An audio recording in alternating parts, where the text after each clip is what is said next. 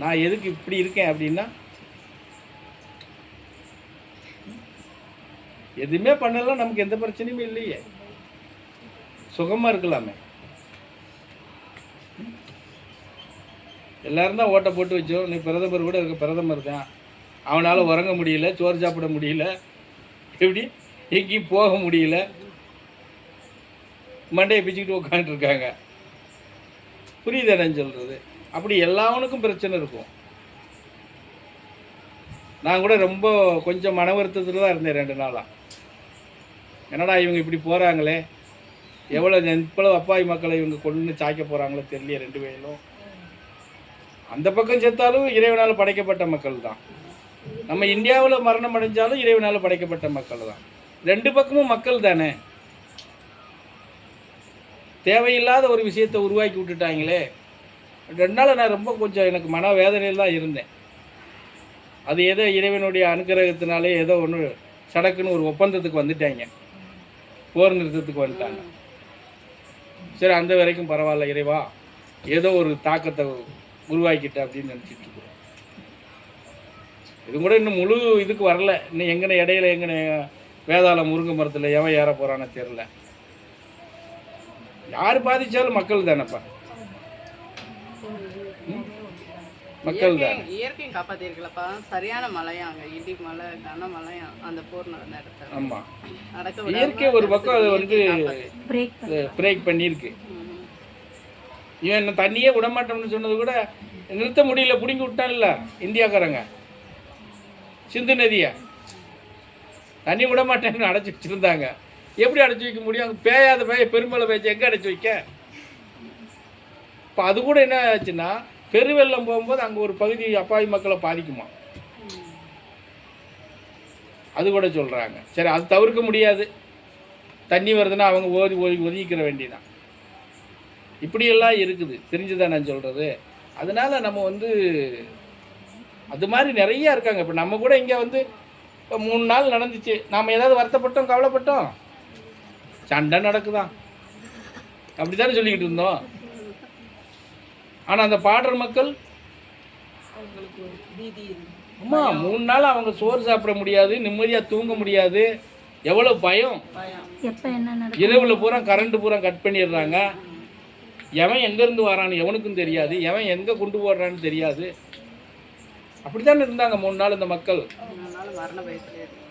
மரணம், அதுக்கு உயிர் போயிட்டா கூட பரவாயில்ல, உயிரோட எவ்வளோ பெரிய துயரத்தில் இருந்திருப்பாங்க பாவம். அதெல்லாம் ரொம்ப ஒரு கஷ்டமான சூழ்நிலை தான். அதே நேரத்தில் நம்மளுடைய இராணுவத்தை நம்ம ரொம்ப பாராட்ட வேண்டியது இருக்குது.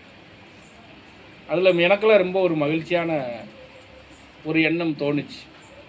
அதாவது அவன்தான் பாகிஸ்தான்காரன் தான் ஒரு மடத்தனமாக சண்டை போட்டான்னா, நம்ம இராணுவம் அந்த தன்மையோடு பண்ணாங்க. பொதுமக்கள் மேலே எந்த ஒரு நெருக்கடியும் தாக்குதலும் இல்லாமல் அந்த தீவிரவாதிகள் தங்கின இடம், பாகிஸ்தானுக்கு எங்கே பொருளாதார இது இருக்கோ அந்த இடத்த பார்த்து கரெக்டாக அவங்க ஒரு 9 இடத்த தாக்கம் பண்ணதுனால அவனுக்கு இன்றைக்கி ஒரு பயம் வந்தது. அதில் நம்ம இராணுவம், இந்தியா இராணுவத்து மேலே அவங்களுக்கு ஒரு சல்யூட்டே கொடுக்கலாம் நம்ம. ஏன்னா அந்த அளவுக்கு அந்த ஒரு நிதானத்தோடு அந்த போரை வந்து கரெக்டாக கொண்டு போனாங்க. அதனால் இந்தியா இராணுவத்தை வந்து நம்ம எல்லாருமே பாராட்டலாம், அவங்களுக்காக நம்ம சப்போர்ட் பண்ணலாம், புரிஞ்சது. ஆனால் அது இவ்வளோ சீக்கிரமாக ஒரு இதுக்கு வந்ததுக்கு நம்ம இன்னும் மகிழ்ச்சி தான் அடையணும், சந்தோஷம்தான் அடையணும். ஏன்னா எந்த தரப்பு மக்கள் பாதித்தாலும் பாதிப்பு தான், அது நம்ம தான் அவங்க தாங்கிறதெல்லாம் கிடையாது. எல்லா மக்களுமே தேசத்தில் வந்து எல்லா மக்களுமே இறைவனால் படைக்கப்பட்ட மக்கள் தானே. ஆனால் என்ன பண்ணுறது, தீவிரவாதின்னு சொல்கிறவனும் அவன் தான் படைச்சி வைக்கிறான், நல்லவன்னு சொல்கிறவனும் அவன் தான் படைக்கிறான். இந்த தீவிரவாதியை ஏன் அப்படி வந்து உருவாகுறாங்க அப்படின்னு தெரியல, எதை அவங்க சாதிக்க போகிறாங்கன்னு தெரியல. இப்போ அவங்க தங்கியிருந்த அந்த தீவிரவாதி குடலில் கிட்டத்தட்ட 100-150 பேர் ஒரே நேரத்தில் மாண்டு போயிருக்காங்க. என்ன சாதிச்சிட்டான்? அவங்களை இயக்குன தலைவர் முதல் கொண்டு அவங்க குடும்பத்தோட காலி. அவங்க நினச்சிருக்க மாட்டாங்கல்ல, இவங்க திடீர்னு இப்படி நம்ம மேலே போடுவாங்கன்னு நினச்சிருக்க மாட்டாங்க. புரிஞ்சதா? அந்த மாதிரி அதை தான் சொல்கிறேன். எப்போவுமே நம்ம தவறான திசையை வழியில் போனோம்னு சொன்னால் ஒரு நாள் இல்லைன்னா ஒரு நாள் இறைவன் அதுக்கான வழிமுறையை காட்டி கொடுத்துருவான். எதிரியில் இருக்கிறவனுக்கு அந்த யுக்தியை கொடுத்துருவான், உடனே க்ளோஸ் பண்ணிடுவான். புரிஞ்சுதா? அது மாதிரி தான் நம்ம வாழ்க்கைகள்லையும் நம்மளும் அந்த ஒரு இறைப்பற்றோடு நம்ம பயணம் பண்ண கற்றுக்கிட்டோம்னு சொன்னால் பல விஷயங்களை நம்ம சாதிச்சுக்கலாம்னு சொல்கிறேன். பல விஷயங்களை குடும்ப பிரச்சனையிலேருந்து விடுபட்டுடலாம், நோய்கள்லேருந்து விடுபட்டுடலாம், பணப்பிரச்சனையிலேருந்து விடுபட்டுடலாம், தொழில் பாதிப்பு இல்லாமல் நம்ம பயணத்தை கொண்டுட்டு போயிடலாம். இதை விட வேறு என்ன வேண்டியது இருக்குது? ஆனால் நம்ம சரியாக இருந்தால், சரியாக இல்லைன்னா எதுவுமே வராது. சரியா எதுவுமே வராது. அப்போ அது எப்போ இருப்பீங்க? எந்த இடத்துல நீங்கள் அந்த மாதிரி உங்கள் மனநிலைகளை நிலைநிறுத்துவீங்க? எவ்வளவு காலம் உங்களுக்கு தேவைப்படும்? இதிலேருந்து விட்டுருவோம்ப்பா, இந்த சித்திரை இதிலேருந்து வச்சுக்கிடுவோம். இதுக்கு முன்னாடி நடந்த இந்த 6 வருஷத்தை கழிச்சிருவோம்.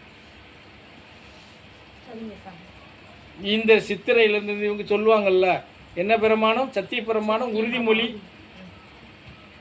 சொல்லுவாங்க இல்லையா? அந்த மாதிரி நீங்கள் இந்த சித்ரா பௌர்ணமிலேருந்து உறுதிமொழி எடுத்துக்கோங்க. இதுக்கப்புறமாவது உங்கள் குணநிலைகளை மனப்பாவங்கள் எல்லாம் மாற்றிக்கிடுவீங்களான்னு பார்ப்போம். இப்போ நைட்டு 12 மணி பூஜைக்கெல்லாம் உறுதிமொழி எடுத்துக்கிறீங்களா? சரி. ஏப்பா சாமி ஆற்ற வர எல்லாரும் நிற்க வச்சு உறுதிமொழி எடுத்துக்கோ. இந்த சித்ரா பௌர்ணமியிலிருந்து நாங்கள் நீதிமானா பயணம் பண்ணுறோம்.